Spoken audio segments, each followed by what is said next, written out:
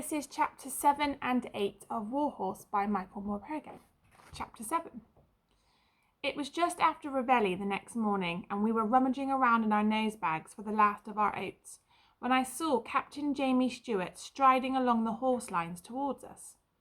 Behind him, swamped in a vast great coat and a peaked cap, trailed a young trooper I had never seen before. He was pink-faced and young under his hat, and reminded me at once of Albert. I sensed that he was nervous of me, for his approach was hesitant and reluctant. Captain Stewart felt Topthorne's ears and stroked his soft muzzle as he always did the first thing in the morning, and then reaching across he patted me gently on the neck. "Well, Trooper Warren, here he is," said Captain Stewart. "Come close, Trooper, he won't bite. This is Joey. This horse belongs to the best friend I ever had, so you look after him, do you hear?" His tone was firm but unsympathetic. "And Trooper, I shall be able to keep my eye on you all the time because these two horses are inseparable. They are the two best horses in the squadron, and they know it." He stepped closer to me and lifted my forelock clear of my face. "Joey," he whispered, "you take care of him. He's only a little lad, and he's had a rough ride in this war so far." So when the squadron moved out of the wood that morning, I found I could no longer walk alongside Topthorne as I had before with Captain Nichols, but was now just one of the troop following behind the officers in a long column of troopers. But whenever we stopped to feed or drink, Trooper Warren was careful to walk me over to where Topthorne stood so that we could be together. Trooper Warren was not a good horseman. I could tell that the minute he mounted me. He was always tense and rode me heavy in the saddle like a sack of potatoes. He had neither the experience and confidence of Corporal Samuel Perkins, nor the finesse and sensitivity of Captain Nichols. He rocked unevenly in the saddle and rode me always on too tight a rein so that I was forced to toss my head continuously to loosen it. But once out of the saddle he was the gentlest of men. He was meticulous and kind in his grooming, and attended at once to my frequent and painful saddle sores, chafings, and windgalls to which I was particularly prone. He cared for me as no one had since I left home. Over the next few months it was his loving attention that was to keep me alive. There was a few minor skirmishes during the first autumn of the war, but as Captain Nichols had predicted, we were used less and less as cavalry and more as transport for mounted infantry. Whenever we came across the enemy, the squadron would dismount, drawing their rifles from their buckets, and the horses would be left behind out of sight under the care of a few troopers, so that we never saw any action ourselves, but heard the distant crackle of rifle fire and the rattle of machine guns. When the troop returned and the squadron moved off again, there was always one or two horses without riders. We would be on the march for hours and days on end, it seemed. Then suddenly a motorcycle would roar past us through the dust, and there would be the barked commands and the shrill call of the bugles, and the squadron would swing off the road and into action once more. It was during these long, stifling marches, and during the cold nights that followed, that Trooper Warren began to talk to me.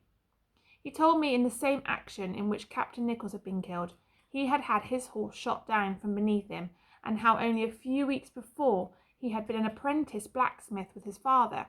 Then the war had broken out. He did not want to join up, he said, but the squire of the village had spoken to his father, and his father, who rented his house, and his smithy from the squire, had no option but to send him off to war, and since he had grown up around horses, he volunteered to join the cavalry. "I tell you, Joey," he said one evening as he was picking at my hoofs, "I tell you I never thought I would get on a horse again after that first battle. Strange thing is, Joey, that it wasn't the shooting. Somehow I didn't mind that. It was just the idea of riding a horse again that terrified the life out of me. Wouldn't think that possible, would you? Not with me being a smithy and all.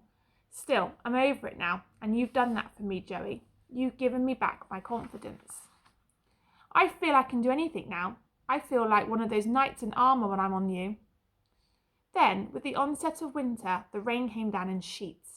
It was refreshing at first, and a welcome break from the dust and the flies, but soon the fields and paths turned to mud beneath us. The squadron could no longer bivouac in the dry, for there was little enough shelter, and so both man and horse were constantly soaked to the skin. There was little or no protection from the driving rain, and at night we stood now over fetlocks in cold, oozing mud.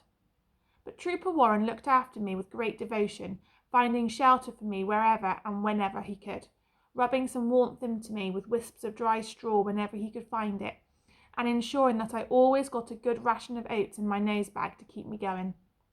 As the weeks passed, his pride in my strength and stamina became obvious to everyone, as did my affection for him. If only, I thought, if only he could just groom me and care for me and someone else could ride me. My Trooper Warren would talk a great deal about how the war was going. We were, he said, to be withdrawn to reserve camps behind our own lines. The armies, it appeared, had pounded each other to a standstill in the mud and had dug in. The dugouts had soon become trenches, and the trenches had joined each other, zigzagging across the country from the sea to Switzerland. In the spring, he said, we would be needed again to break the deadlock. The cavalry could go where the infantry could not, and were fast enough to overrun the trenches. We'd show the infantry how to do it, he said, but there was the winter to survive before the ground became hard enough again for the cavalry to be used effectively. Topthorne and I spent winter sheltering each other as best we could from the snow and the sleet, whilst only a few miles away we could hear the guns pounding each other day and night incessantly.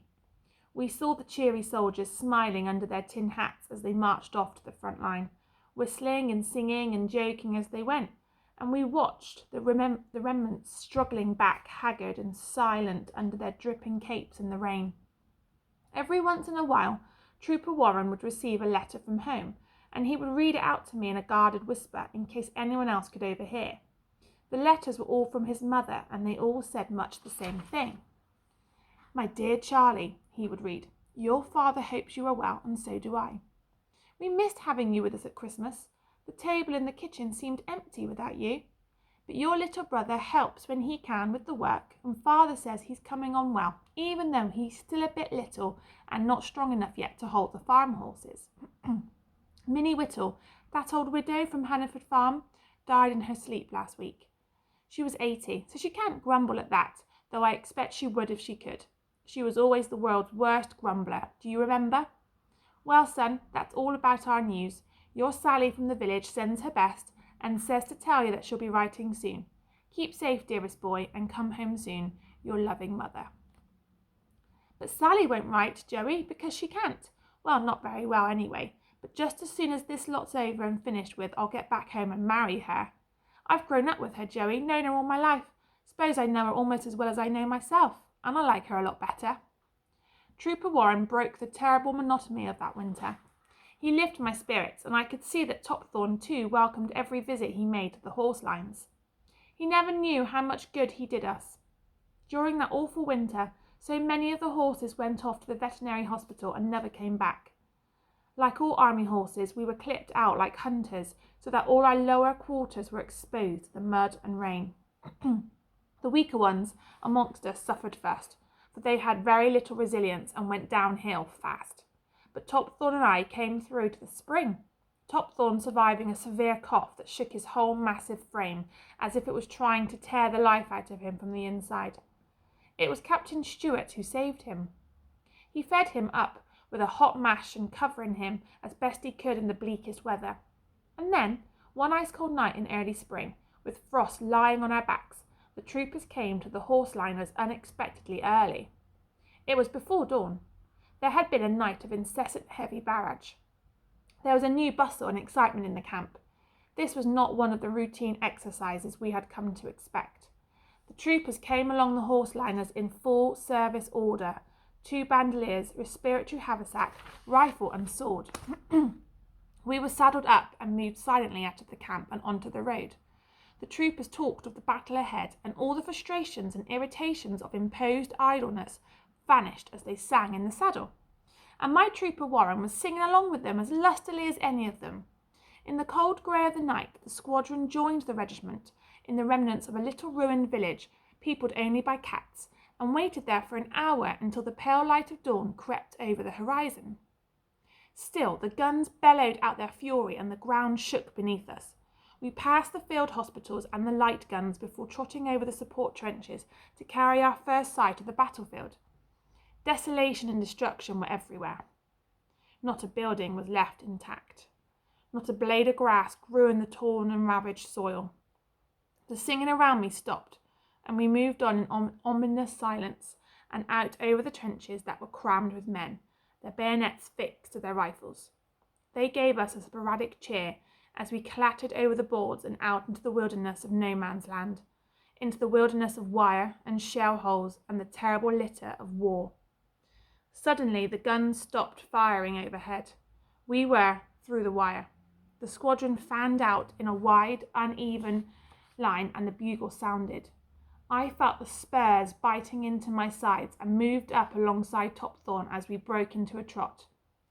"Do me proud, Joey," said Trooper Warren, drawing his sword. "Do me proud." Chapter 8. For just a few short moments we moved forward at the trot as we had done in training. In the eerie silence of no man's land, all that could be heard was the jingle of the harness and the snorting of the horses. We picked our way around the craters, keeping our line as best we could. Up ahead of us, at the top of a gentle sloping hill, were the battered remnants of a wood, and just below a hideous rusting roll of barbed wire that stretched out along the horizon as far as the eye could see. "Wire!" I heard Trooper Warren whisper through his teeth. "Oh God, Joey, they said the wire would be gone. They said the guns would deal with the wire. Oh my gosh." We were into a canter now, and still there was no sign nor sight of any enemy. The troopers were shouting at an invisible foe, leaning over their horses' necks, their sabres stretched out in front of them. I galvanized myself into a gallop to keep up with Topthorne, and as I did so, the first terrible shells fell amongst us and the machine guns opened up. The bedlam of battle had begun. All around me men cried and fell to the ground, and horses reared and screamed in an agony of fear and pain. The ground erupted on either side of me, throwing horses and riders clear into the air. The shells whined and roared overhead, and every explosion seemed like an earthquake to us. But the squadron galloped on, through it all towards the wire and on top of the hill, and I went with them. On my way back, Trooper Warren held me in an iron grip with his knees. I stumbled once and felt him lose a stirrup, and slowed so that he could find it again. Topthorne was still ahead of me, his head up, his tail whisking from side to side. I found more strength in my legs and charged after him. Trooper Warren prayed aloud as he rode, but his prayers soon turned to curses, and he saw the carnage around him. Only a few horses reached the wire, and Topthorne and I were amongst them. There were indeed a few holes blasted through the wire by our bombs, but so that some of us could find a way through, and we came at last upon the first line of enemy trenches, but they were empty. The firing came now from higher up in amongst the trees, and so the squadron, or what was left of it, regrouped and galloped up into the wood, only to be met by a line of hidden wire in amongst the trees. Some of the horses ran into the wire before they could be stopped, and they stuck there, their riders trying feverishly to extract them. I saw one trooper dismount deliberately once he saw his horse was caught. He pulled out his rifle and shot his horse before falling dead himself on the wire. I could see at once that there was no way through, that the only way was to jump the wire. And when I saw Topthorne and Captain Stewart leap over where the wire was lowest, I followed them, and we found ourselves at last in amongst the enemy. From behind every tree, from trenches all around it seemed, they ran forward in their piked helmets to counter-attack. They rushed past us, ignoring us until we found ourselves surrounded by an entire company of soldiers, their rifles pointing up at us. The crump of the shelling and the spitting of rifle fire had suddenly stopped.